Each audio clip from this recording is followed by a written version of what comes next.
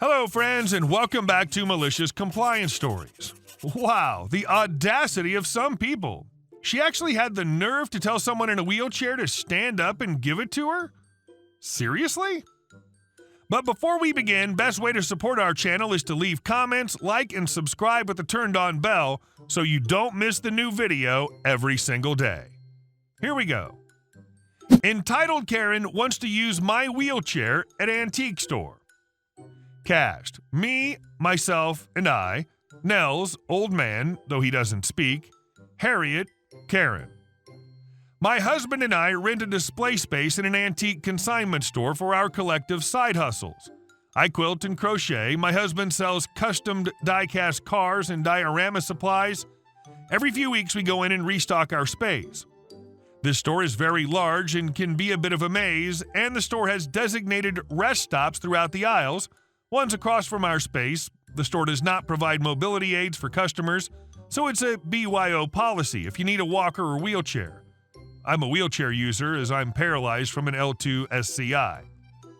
My husband and I were at the store restocking the space. My husband had just left to take one of our totes out to our van, leaving me in our space sorting through my tote that the baby sets I make, when I hear someone huffing behind me. I didn't really pay too much attention to it, thinking that someone might have been taking a break at the rest stop. I was just finishing laying out my sets on the table in our space when the person at the rest stop decided to talk to me. Do you know if the store has wheelchairs for people to use? I look up from my task and see an elderly couple across from our space. The old man standing next to the bench, looking kinda annoyed, while the woman has flopped on the bench in a I can't take another step kinda way. I honestly was concerned that she might have been having a medical issue as she was rather plump. Are you okay? I ask, about to tell her or her partner to use the phone above the bench to reach the staff desk for help. This store's too effing big, Harriet exclaims. I can't walk anymore. Me. The store has a chair for medevac use. One of the employees could bring it to you if you need help leaving. Harriet. But we're not done shopping. Me. I don't think they have wheelchairs to borrow. They've had issues with rowdy kids riding mobility scooters, so they don't provide them. But if you use the phone above you, you can ask a staff member. Just dial 1 and it'll connect you to the staff desk. There's a sign next to the said phone that states this. Harriet seems to be thinking about her options, so I go on about my work. Nels wanders down the aisle, possibly looking for an escape route. Harriet, what about the wheelchair you're sitting in? Me. This is my personal wheelchair. It doesn't belong to the store. Harriet. Can I borrow it? Me. What? Surely she's not asking to take my chair to go shopping. Harriet. I want to use the wheelchair. You're young enough that you could stand to walk for a bit. I'll bring it back. Me. Ma'am, I can't stand at all. I've been a paraplegic since I was 12. This wheelchair is not store issued. It's my personal property that cost a lot of money. If you call the staff, maybe they'll let you use the medical chair, or maybe they know of one someone has in their space that you can buy. But I will not give you my chair, and I cannot help you. At this point, I've rolled out of our space. I decided to head towards the vendor door and just leave. Rumor has it, Harriet's sitting on the bench waiting for someone to give her a wheelchair. OP, way too nice. I would have said, WTF is wrong with you? You think I like using a wheelchair? And our second story. Since you're female, can I date you? I was visiting the grocery store I used to work at today when a guy from the wine shop walked by.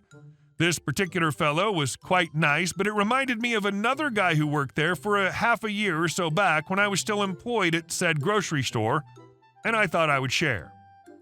Based on my employment years ago at another grocery store, I've begun to cultivate a theory that all large-scale stores have one of those employees, that kind that are non-discriminating in their tastes. They want to date anyone that will have them. They're really freaking desperate. At my first grocery store, the RFD was a woman, so I never had any issues with her, but at the second grocery store, our RFD was a man. This guy was uncomfortable from the beginning. I suspect he gained RFD status simply by being so unfathomably awkward. He was average height, average face, and slightly balding on top, which he attempted to hide by spiking his hair. Definitely wasn't working. The poor guy wasn't bad looking, but his social skills killed any chances he had with the ladies. The wine booth was unfortunately situated just past the cash registers, and it was almost impossible to leave the store without passing him. When he first started working there, I never spoke to him. But then a couple times he came by the deli to pick up some meat for his lunch, which was the unfortunate moment when contact was established. From that point on, whenever I clocked out for the day and he was on duty, I was forced to have uncomfortable conversations with him. Once I left with a coworker who owed me a box of cookies on a bet, which we bought at the convenience store across the road because they were on sale there. This guy spoke to us for a couple of moments and then directly asked us if we were all together. We said no and hightailed it out of there. Another time I was leaving and had this awkward conversation with RFD. RFD, what are you up to tonight? Me, a friend from hometown's around, so I'm visiting them. RFD, is it a guy friend? Me, yeah, why? RFD, you think I'm jealous? Because I am. So much cringe. He also changed details which made me pretty sketched out. He once told me he was 23, which I didn't believe for a second. He looked at least 30. Then told me another time he was 27. I suspect he wasn't sure how old I was and was trying to hit on an age close to mine, but it just came off as incredibly creepy. After a while, I began to hear stories of this guy hitting on other girls in the store. He'd apparently asked out one of my fellow deli workers, even though she repeatedly reminded him that she had a boyfriend. In fact, she made a point of mentioning her boyfriend every time he was around. When he saw a new girl in the bakery department, he would make a point to go over and meet her so he could talk to her later. The poor new girls were more unsuspecting than the seasoned bakery ladies. Another coworker told me that RFD had hit on his mom, who's at least in her 40s. She's an attractive lady, but still. And asked her out to dinner on multiple occasions.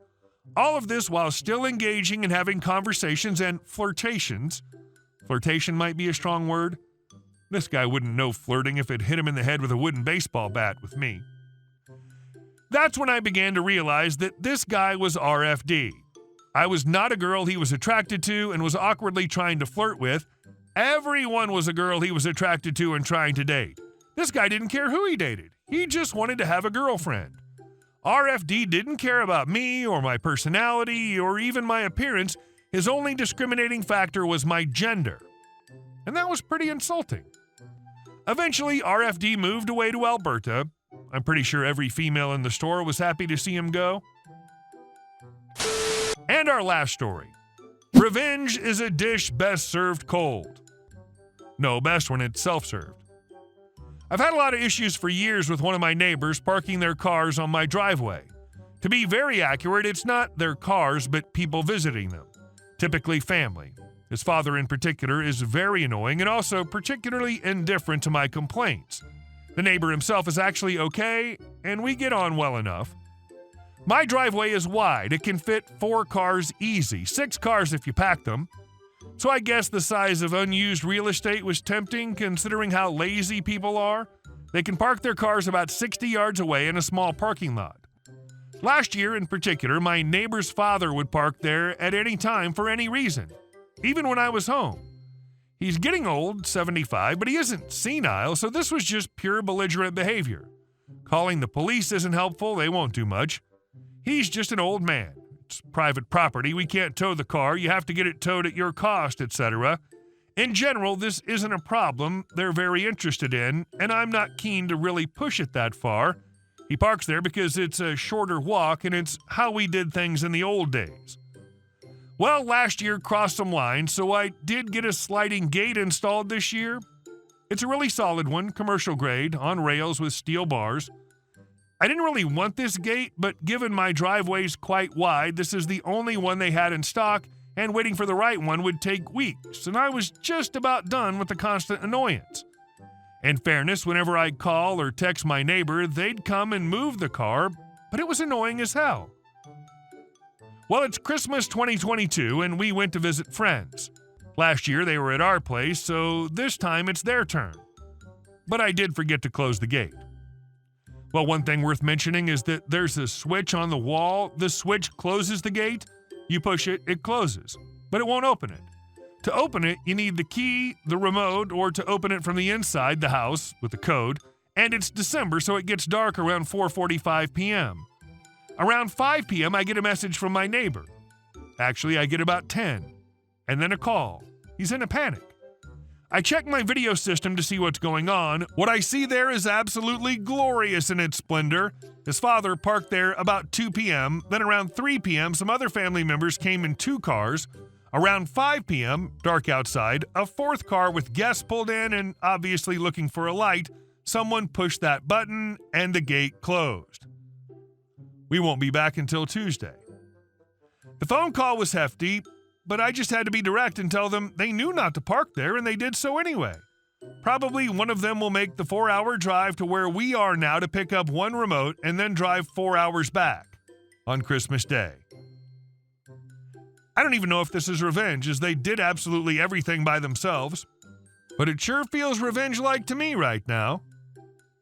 Edit. I've had a phone call with the neighbor, not the dad, just now, and it seems that he too has been incredibly frustrated and had more than one fight with his father in particular.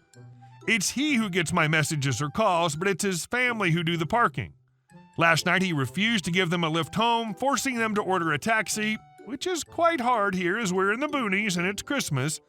He now hopes that this finally teaches them to cut it out and walk the 50 yards from the shared parking lot to his house. For those who said to refuse to budge, it's tempting, but this is a rural community. I don't want to be the AH and have people in the local restaurants refer to me as that guy who called the cops or an old man who denied people access to their cars in a rural area for 4 days. It just won't sit well. They'll get the remote, but they have to come to me, and my neighbor will give it back. People can be dumb, but they are not so as to turn a minor and petty squabble into a full-blown neighborhood war. Hey guys, thank you all for watching the video. I'll see you in the next one.